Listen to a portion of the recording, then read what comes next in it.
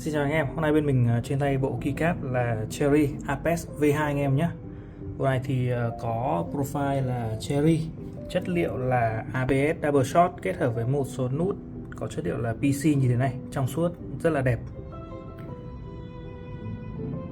Bộ này thì có là khá nhiều nút để anh em có thể chơi những layout thông dụng, ví dụ như là có cả 5 pad ở đây, anh em chơi full size này, có cả space dài 7U này, ISO Enter 2 nút, space 6,25U thì cũng có 2 nút, cụm phím điều hướng thì cũng có 2 nút để anh em có thể mix nhé. Đây là một cụm và đây là một cụm khác này.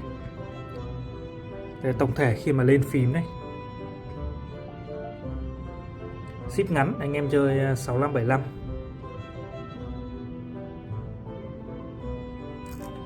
Anh em có thể bấm vào hàng bên dưới để mua hàng nhé. Cảm ơn anh em.